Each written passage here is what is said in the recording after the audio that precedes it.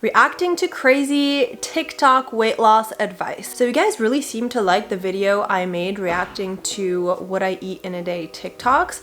So today I thought we would react to TikToks that give you weight loss advice and try to debunk them. As usual, this is of course not against the creator, just the weight loss advice that is not great. So without further ado, let's get started with the first TikTok, and I'm gonna share my screen, put it right here. Eating 880 calorie crumble cookie, then running until I burn 880 calories. Mile 1, 119 calories burned. We got a lot left. Mile 2, 252 calories burned. Mile 3, 390 calories burned. We almost halfway. Mile 4, 533 calories burned. Mile 5, 653 calories burned. Man, this is too long just to burn a cookie. Don't be eating that crumble. Mile 6, 792 calories burned. We almost done. Done. 880 calories burned. It took me 57 minutes. Let me know, is the crumble cookie worth it or not? I say no. So I put this video in, even if he wasn't giving like specific weight loss advice, he was reinforcing the stigma that you need to earn your food, or if you don't, you need to like burn it off. And this is very harmful. First of all, with just your basal metabolism, just lying in bed, not doing anything, most people need at least like 1,500 calories. So you don't need to be calculating what you should be eating based on your exercise levels. His wording is also kind of problematic, saying like, oh, is it worth it? I mean, I know that he didn't mean any harm by it at all. It's just that it is okay to ask yourself, is a food is worth it? I do it all the time, but you should be asking yourself with things like, is it worth it to me if I overeat and then I feel uncomfortable because I went past my fullness cues? Am I okay with that? Is this food worth it? Not, is it worth it because I have to run for 57 minutes to burn off 880 calories? And it's not even really just about calories, because you never see these videos about like after eating a salad.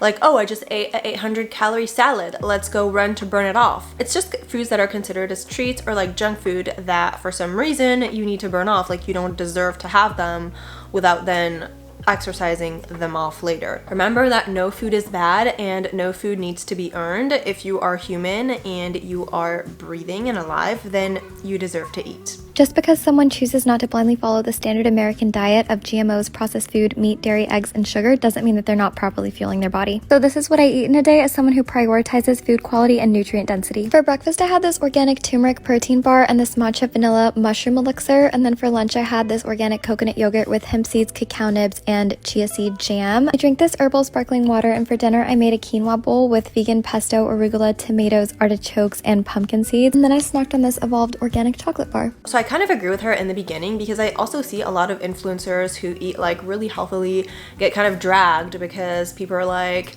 you're not eating healthy, you're under eating, you're starving yourself, when that's not the case. That being said, you can absolutely eat a balanced, healthy diet that does include foods like GMOs, like processed foods like meat, dairy, sugar, and whatever else she says that she avoids. It's always about quantities and like proportions and balance and all of that. And second of all, it's actually really funny to me that she said that she avoided like processed foods, but then she showed literally only processed foods throughout the entire video.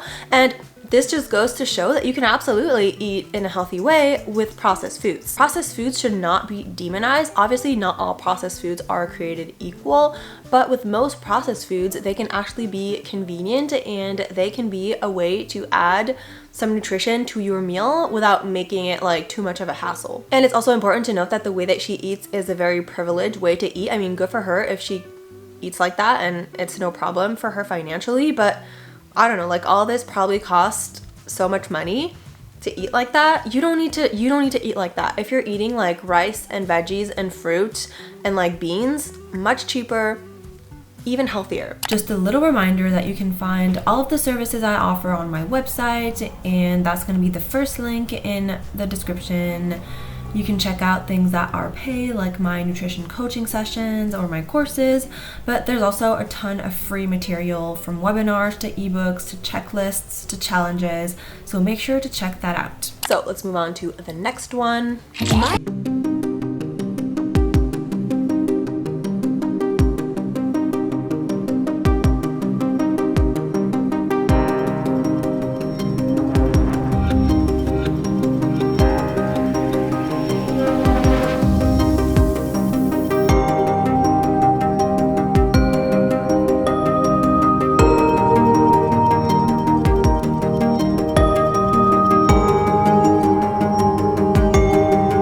to finish that, I'm good. First of all, that looks so painful. Like, why would you put yourself through that? This just like spreads this harmful message that we, like especially women, need to put ourselves through pain in order to fit a beauty standard. And might I also add that there is nothing that you can do to like spot reduce fat on your stomach. The only thing you can do is with your food intake, make sure that you are eating in a healthy, balanced way, and that way you won't have like as much fat on your abdominal region. But even then, like, you're gonna lose weight everywhere. Like, you can't target your stomach, and this whip thing, it's not gonna do anything. It's literally just like a waste of time, a waste of money, and it looks painful. Don't do that. And also her caption is like, breaking my fast with like greens. You're not breaking your fast by eating like lemon water and like Bloom supplements. That's not food. Okay, on to the next one. Let's talk about the fact that I take 32 pills in the morning. It's a lot. A lot of people are saying that the fact that I have to take so many pills means that my diet is not good. And yes, it's true. I have a ton of nutrient deficiencies. Nutrient deficiencies take years to develop. Given the fact that I got blood work right when I started my new diet, I think it's pretty safe to assume that my nutrient deficiencies came from my years of disordered eating and eating processed junk. When I first started this diet, my nutritionist told me that all of my deficiencies would go away eventually if I just stuck with the diet. But if I got blood work and saw exactly what I'm deficient in, then I could supplement and make the deficiencies go away sooner, leading me to feel better quicker. So forgive me for opting for that route. All of these are just very basic vitamins: zinc, a few different B vitamins, some amino acids, and a probiotic. I won't need to take all of these pills forever. It's just to catch my body up from all of those years of being deprived. Okay, obviously I see what she means, that it's not her current diet that caused the deficiencies. I mean, deficiencies build up over time, years, not sure, months, yes. But the point of actually going on a healthy, balanced diet is to lose those deficiencies. It's much better to get the nutrients that you're missing from actual food instead of from supplements.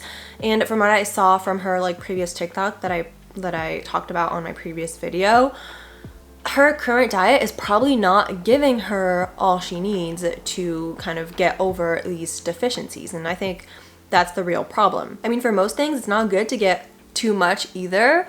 And the way that she's eating like 32 supplements, she has got to be going overboard sometimes. That's not really the way to do it. It would be much better if she focused on getting just what she needed every day from food instead of like getting like way too much from supplements. That's not the best for her body, I don't think. I mean, I totally get that it's hard to cover everything, and I'm all for talking to a health professional in order to see which supplements you should be taking, but it should be like just a couple supplements if there's like one or two things that are hard for you to hit, unless of course, you know, you have a big medical situation. Like, if you're eating a healthy, balanced diet, you shouldn't have to micromanage everything, all the vitamins and minerals. Even if you were deficient, you just need to be careful that you are bringing in foods that have what you're deficient in.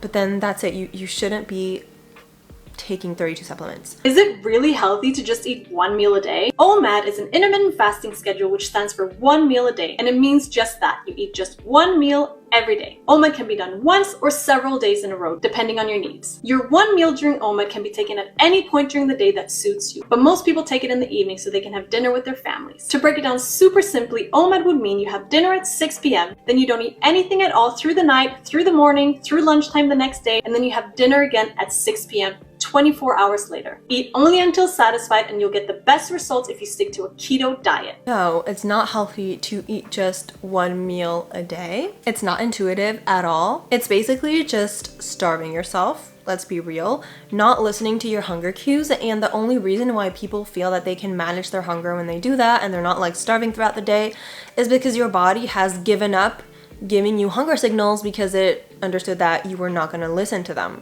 So you are putting yourself in like literal starvation and then probably like binging for your one meal that you're allowed to have. And if you're not binging, then it's almost even worse because that means that you're severely under eating. Because let's say you're having like a standard amount of calories for a meal, maybe like around 700, 800 calories.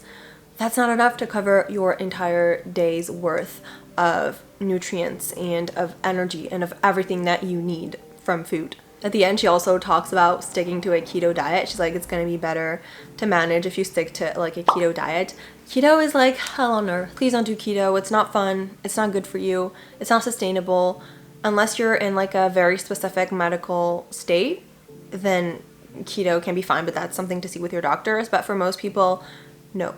Not keto and not 1 meal a day, please. At least 3 meals a day. So many people start their day with a carb-loaded breakfast, and all of a sudden, their whole day is ruined. 2 slices of wheat bread spike your glucose and insulin as much as a 12-ounce can of Coke or a Snickers bar. What happens when you spike glucose and insulin, it has to go back down. What goes back down with it is your energy levels. Then you have to go find your next meal, and you're on this roller coaster. So it's not conducive to a productive day. There are so many carbs, healthy carbs, that you can have in the morning to help you start your day off right.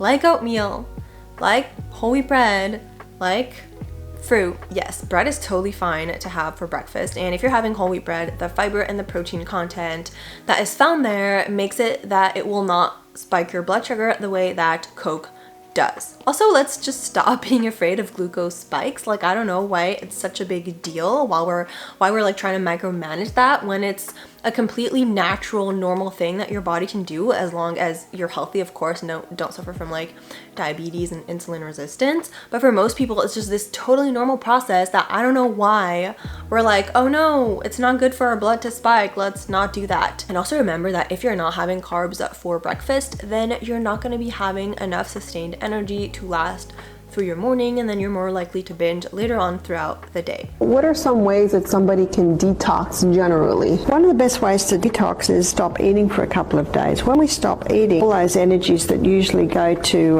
digestion now start to cleanse and detox through the body. Well, at Living Springs, we do juices every 2 hours. And the main juice is 80% carrot, 10% apple, 10% celery, and that can be taken every 2 hours. Sometimes we add a bit of cucumber, sometimes we add a few more greens, sometimes we add a bit of ginger, sometimes a little bit of beet or beetroot. So we alternate the juices a little bit.